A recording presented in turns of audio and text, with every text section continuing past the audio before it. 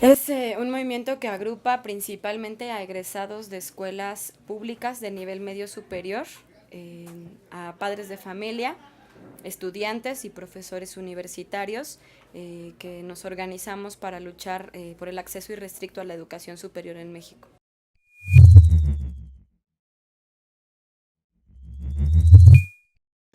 Pues no, ha sido un proceso de construcción del movimiento. Inició con un comité de aspirantes a la educación superior, el CAES, y con el paso del tiempo, en la medida en que la movilización fue más permanente y sobre todo que mantuvimos asambleas durante todo el año, es que decidimos mantener ya el nombre de Movimiento de Aspirantes.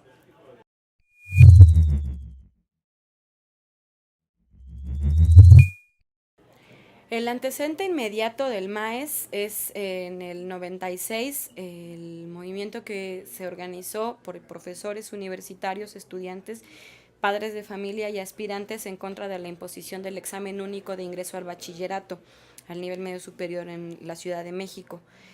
Fue un movimiento que, entre otras cosas, organizó una consulta metropolitana por el acceso a la educación media superior, donde participaron también profesores de la Coordinadora Nacional de Trabajadores de la Educación, eh, y que si bien no logró frenar el examen, cuando menos logró visibilizar una resistencia y una oposición a la aplicación de este, y pues dejó como semilla aquí en la Facultad de Ciencias la organización de un curso de preparación para los muchachos que querían entrar al nivel medio superior en la UNAM en particular, un curso gratuito organizado de forma independiente por estudiantes, cuyas asesorías también las dan estudiantes y egresados de las mismas facultades de la universidad, que con el paso de los años también comenzó a dar clases para los que querían entrar a la licenciatura.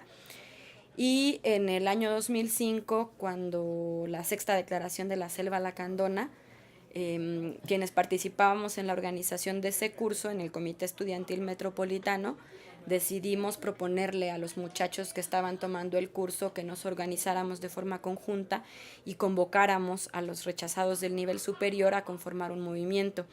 La sexta en realidad fue el pretexto que nos puso a discutir en el comité cómo poder construir un movimiento. Veíamos, éramos todos estudiantes de la UNAM, y veíamos que era muy difícil en ese momento que desde las escuelas hubiera una organización importante. Entonces decidimos más bien llamar a los estudiantes que no estaban en las escuelas a que nos organizáramos, y a partir de entonces comenzamos a construir el movimiento.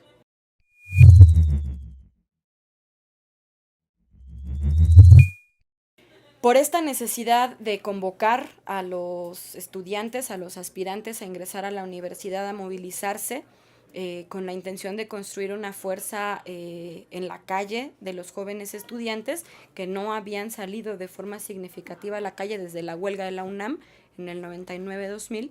Eh, y pues claro, con el objetivo de denunciar la política privatizadora en lo que tiene que ver en particular con el acceso a la educación superior que está ocurriendo en las universidades públicas. La idea era visibilizar un problema, cuestionar las razones del examen, las razones de la exclusión, y pues en alguna medida convocar a los estudiantes para oponerse a estas medidas, y pues construir un proyecto distinto para el acceso a la educación.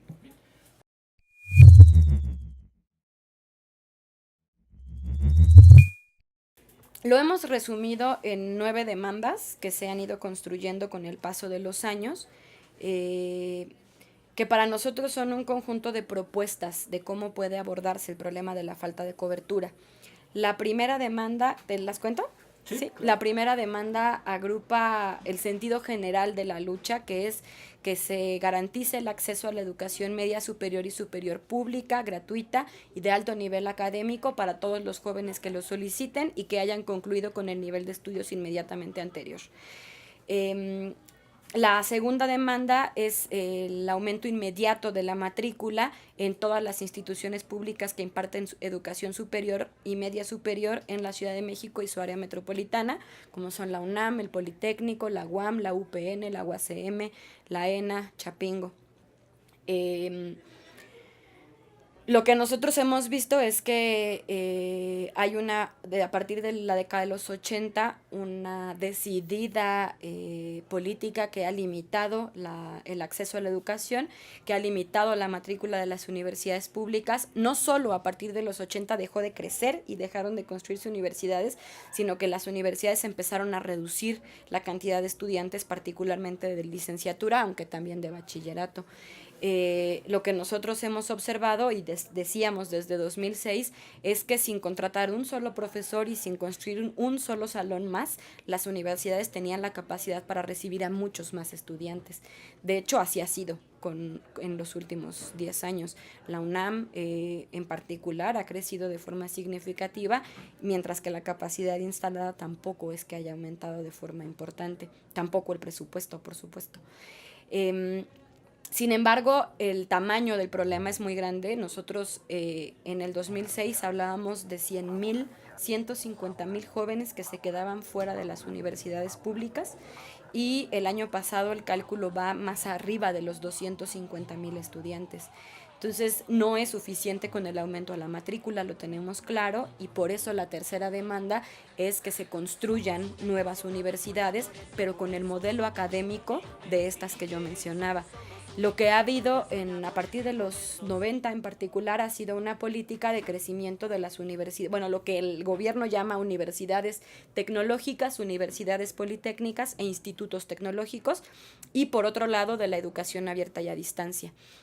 Lo que nosotros decimos es que este modelo, en particular el de los tecnológicos, no son en realidad universidades, no cumplen con las 3 funciones mínimas que establece la Constitución de una universidad, que son docencia, investigación y difusión de la cultura.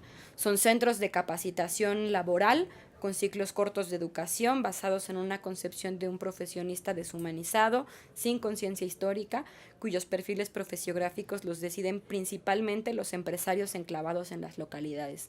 Entonces, a pesar de que haya estado toda la inversión pública para aumentar la cobertura en educación superior, nosotros decimos que esa no es la solución, sino que tienen que construirse nuevas universidades como la UACM, que es la única que se ha construido en los últimos 40 años.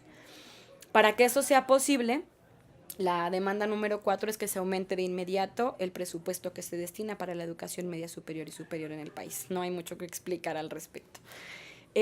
La demanda 5, que ha sido bastante polémica, es la cancelación del examen de admisión como mecanismo de ingreso a las universidades públicas, y en su lugar decimos tiene que abrirse un debate público y una consulta democrática para diseñar un nuevo procedimiento que esté basado en la justicia y en la equidad para garantizar el ingreso de los aspirantes a la educación media superior y superior.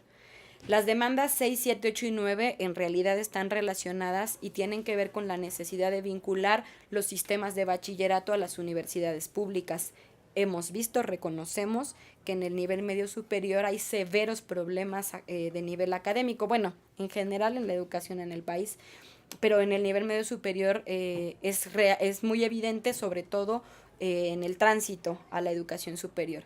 Sin embargo, decimos que la solución no puede ser dejar a los muchachos sin la posibilidad de estudiar, sino que tendrían que buscarse mecanismos para vincular los planes de estudio y las clases que se imparten en las escuelas de bachillerato, de manera que los muchachos lleguen mejor preparados a las licenciaturas. Por eso la demanda 6 es que se incorpore el Colegio de Bachilleres como sistema metropolitano de bachillerato a la Universidad Autónoma Metropolitana. La demanda 7 es que se incorporen los planteles de bachillerato técnico, como son el CETIS, CEBETIS, CONALEP, como sistema de bachillerato tecnológico del Instituto Politécnico Nacional. La 8, que se incorporen los colegios de bachilleres del Estado de México y las prepas oficiales del Estado de México como bachillerato de la Universidad Autónoma del Estado de México. Y por último, la 9, la incorporación del Instituto de Educación Media Superior del DF como bachillerato de la Universidad Autónoma de la Ciudad de México, garantizando en todos los casos el pase directo de los egresados de estos planteles de nivel medio superior a las licenciaturas. Esas son, digamos, en conjunto pues las demandas o las propuestas que hemos construido con base en el análisis, la discusión a lo largo de estos años, y que pensamos nosotros sintetizan los objetivos de la lucha que damos.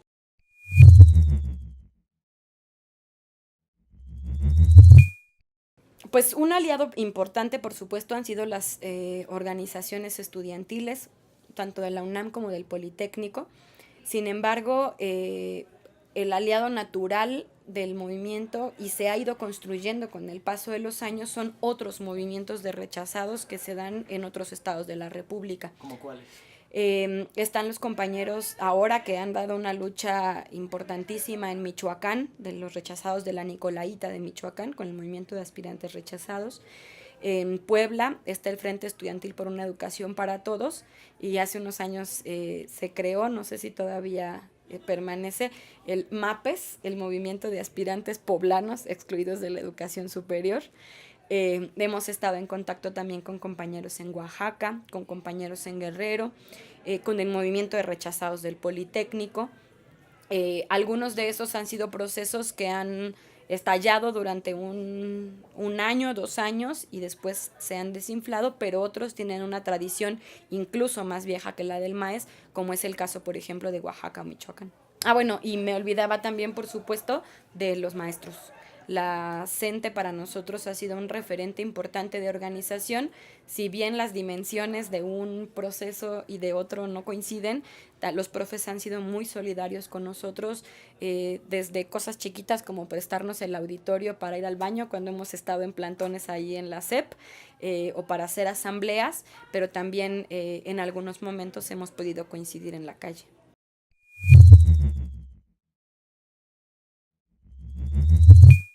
Pues no sé si se trata de los enemigos, pero bueno, así en abstracto podríamos decir pues que el proyecto educativo neoliberal, representado por supuesto en la NUYES, en la Organización para la Cooperación y el Desarrollo Económico.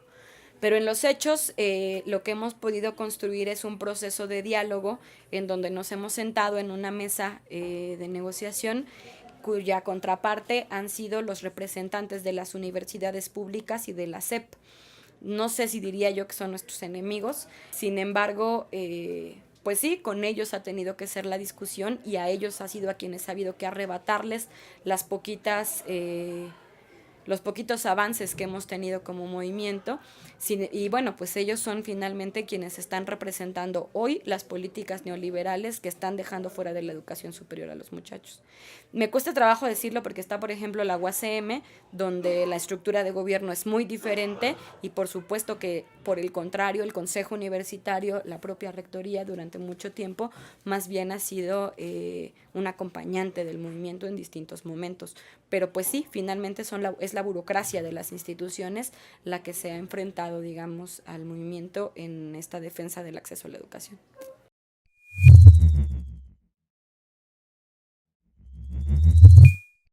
Muy concretamente decimos que nos leemos en la historia del movimiento de rechazados en el país, en particular, bueno, del movimiento del 96, pero también de aquel de los 70 que dio origen a las preparatorias populares.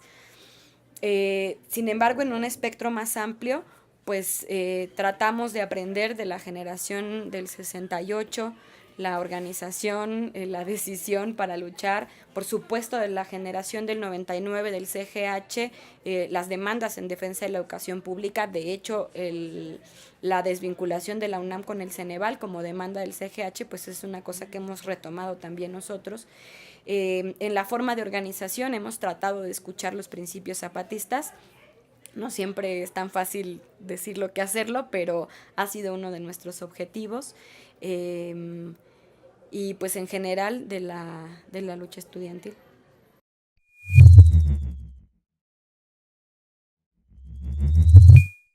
La Asamblea del MAES es el máximo órgano de decisión en el movimiento. Nos reunimos por lo menos una vez al mes, aunque en momentos de movilización las asambleas tienen que ser mucho más frecuentes, hasta más de una por semana. Ahí es donde se toman las decisiones del movimiento. Sin embargo, también hay una división del trabajo en comisiones. Algunas son permanentes y otras fluctúan, digamos, con el paso del tiempo.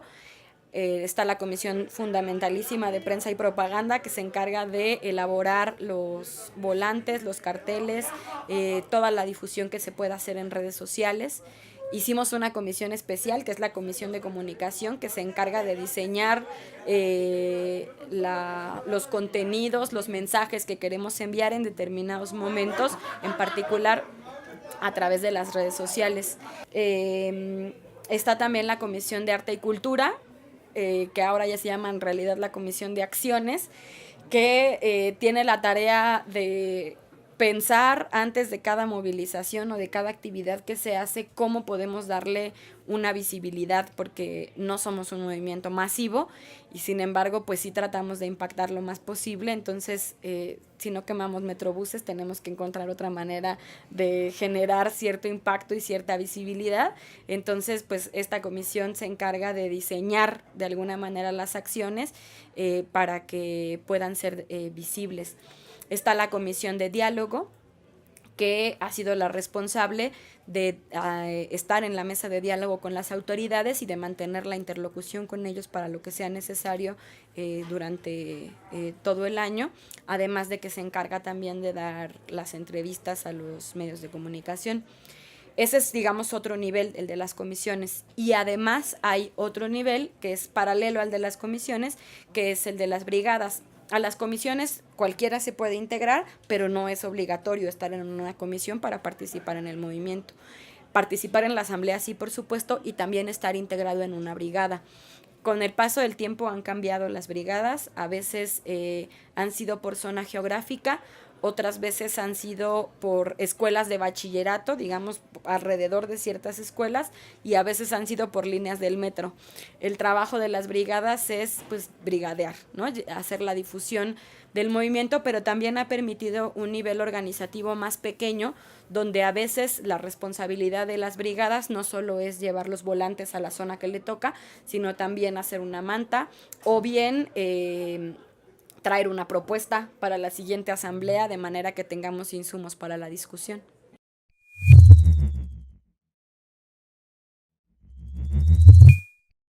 En asamblea a mano alzada.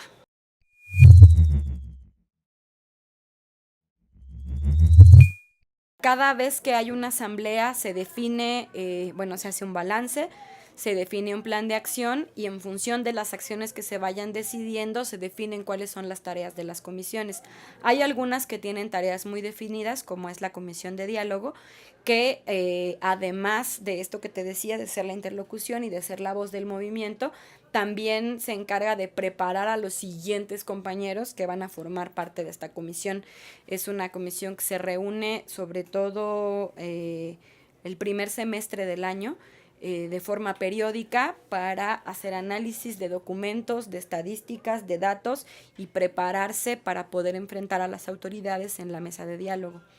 Pero hay otras comisiones cuyas tareas se van definiendo en función de los acuerdos de la Asamblea del MAES. Entonces, si la Asamblea acuerda una movilización con ciertas características, entonces cada comisión tiene la responsabilidad de garantizar que salga. Me olvidaba de la comisión de logística, que tiene que resolver que haya sonido, mantas, extensiones, planta de luz y todo lo necesario para que la movilización se haga. Entonces, en realidad, la repartición de tareas se hace directamente en la asamblea en función del plan de acción que se acuerde.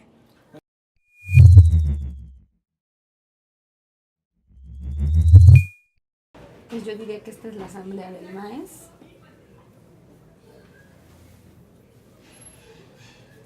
Que tal vez está como partida en brigadas. Diría que estas son las brigadas.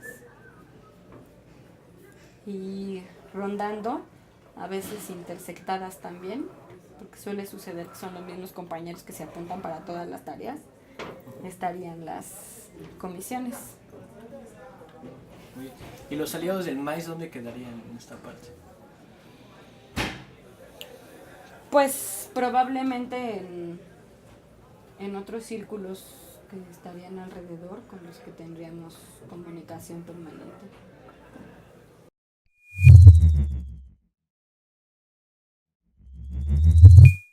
Con el brigadeo, fundamentalmente. Hay momentos especiales, en particular cuando se va a aplicar el examen, cualquiera de los exámenes de admisión a la UNAM, al POLI, a la UAM, a la UPN. Nos organizamos en brigadas y nos llevamos todos los volantes que alcanzamos a imprimir con el poco dinero que logramos juntar.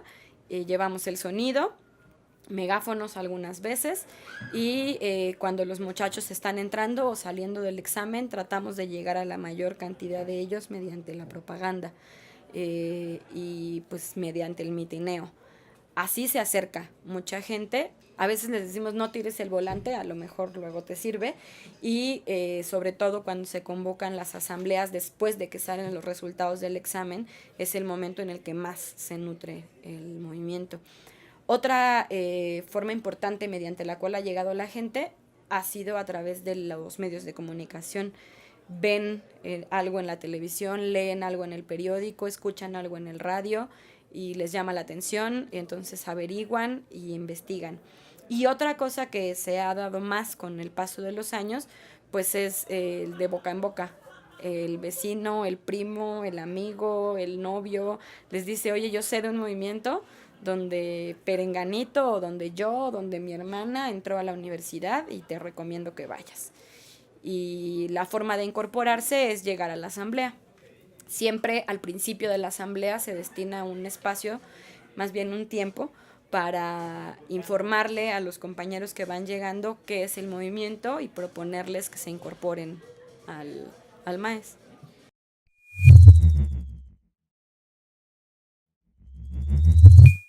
Ahí se vota en la asamblea.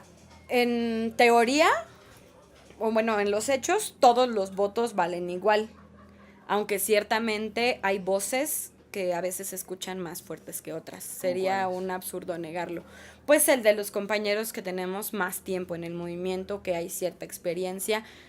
La asamblea es abierta, todo mundo puede participar, todo mundo puede tomar la palabra, pero desde luego que la capacidad de formular una propuesta que responda a un balance y a ciertas necesidades, pues no se adquiere solamente con llegar y sentarte en una silla y estar en la asamblea, ¿no? Entonces, si bien todas las voces se escuchan y sirven para ir tejiendo los acuerdos, ciertamente hay casi siempre voces que se van construyendo con cierta legitimidad para el resto de la asamblea. Tratamos permanentemente de evitar eso en varios sentidos. Por una parte, en tratar que los compañeros con más experiencia hablen menos, de forma que puedan hablar más tiempo y más veces los compañeros que van llegando.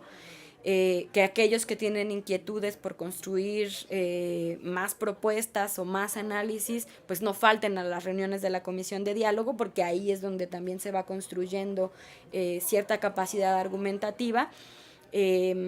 Y bueno, pues al final, después de que se discute las decisiones, se vota y la mano de todos vale lo mismo. Ya seas aspirante, padre de familia, estudiante universitario, hayas entrado a la universidad por el MAES o no, el voto de todos tiene el mismo valor en la asamblea.